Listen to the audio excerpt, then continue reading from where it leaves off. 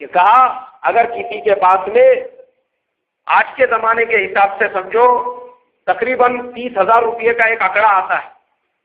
اب چونکہ میں آپ کو زیادہ گہرے مسئلے مسائل نہیں بتاؤں گا ورنہ لوگوں کو جو ہے مس انڈرسٹینڈنگ ہو جاتی. وہ بتانے والا بتاتا ہے ایک، لوگ سمجھتے ہیں، پھر وہ سب ادھر کا ادھر ہو جاتا ہے. اس کے لیے میں آپ کو ایک موٹا آنکڑا بتا رہا ہوں. وہ مسئلہ جو ہے اس کا ایک دم آپ کو آسان کر کے بتا رہا ہوں تاکہ آپ کو مسئلہ سمجھنے میں آسانی رہے.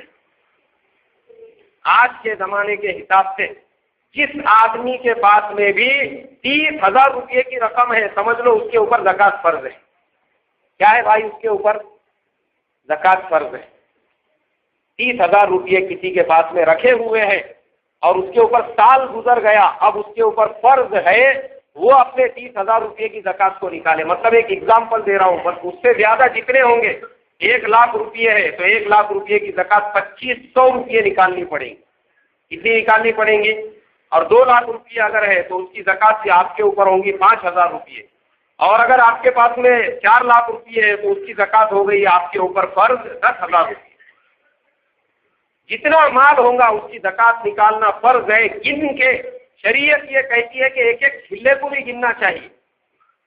جو آپ کی دکان کے اندر ہے، دکان کی زکوٰۃ کا مسئلہ الگ ہے. آپ کے پاس میں جو کیش پڑا ہوا ہے، سونا ہے، اس کا مسئلہ الگ ہے. آپ کے پاس، آپ کی بیوی کے پاس جتنا سونا ہے وہ سونے کا حساب آج کے مارکیٹ ریٹ کے حساب سے کیا جائے گا. وہ پرانے زمانے کے حساب سے نہیں کہ 1950 میں آپ کے والد صاحب نے دیے تھے جب 150 روپئے تولہ تھا تو آپ بولیں گے نہیں وہی زمانے کے حساب سے ہم حساب کریں گے تو نہیں چلے گا. آج مارکیٹ میں 30,000 روپئے کا بھاؤ چالو ہے اور آپ کے پاس میں 10 تولے سونا ہے تو آپ 3 لاکھ روپئے کے مالک ہیں. اب وہ 3 لاکھ کی زکوٰۃ 7,500 روپئے نکالنی پڑے. اب بہت سارے لوگ یہ کہتے ہیں ہماری بیوی کے پاس میں سونا ہے اور وہ عورت کیسے پیسہ مطلب زکوٰۃ نکالیں گی کیونکہ اس کے پاس میں جو ہے پیسے ہی نہیں ہے. اگر اس کے پاس میں کیش نہیں ہے تو وہ سونے میں سے تھوڑا سا سونا بیچ کے اس کو زکوٰۃ نکالنا پڑے گا. شریعت میں ہیلے بہانے نہیں چلتے. اگر زکوٰۃ نہیں نکالو گے محترم بزرگوں دوستو تو اس کی نحوست اتنی خطرناک اور اتنی ڈینجر ہے کہ وہ سارے مال کو جو ہے لے کے چلے جائیں گے. ہم نے دیکھا ہے بڑے بڑے کروڑ پتی لوگ جو 5-5 روپئے خرچ کرنے میں کنارتے تھے اور ڈرتے تھے کہ بولے یار 5 روپئے کا اللہ کے راستے میں خرچہ کروں، ایسا اللہ کی طرف سے پھر مار اور اللہ کی طرف سے عذاب آیا کہ پھر وہ 5 روپئے مانگنے کے محتاج بن گئے.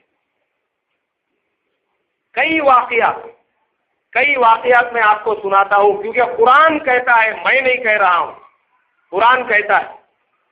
کیا قرآن کہتا ہے؟ قرآن کہتا ہے کہ ظہر الفساد فی البر والبحر بما کسبت ایدی الناس.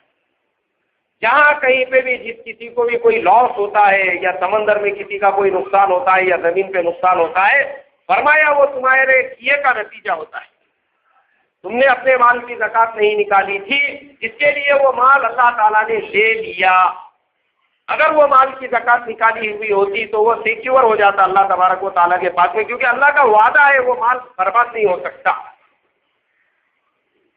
ورنہ کئی حادثات ایسے ہوتے ہیں، عورتیں سونے کے زیورات کو اپنی جان سے زیادہ اس کی حفاظت کرتی ہے، مگر ایسا چھٹکا بیٹھتا ہے کہ پھر وہ پورا پورا سمیٹ کے جو ہے نکل جاتا ہے ہاتھ میں سے. کیوں؟ بولے اس کی زکوٰۃ ہی ادا نہیں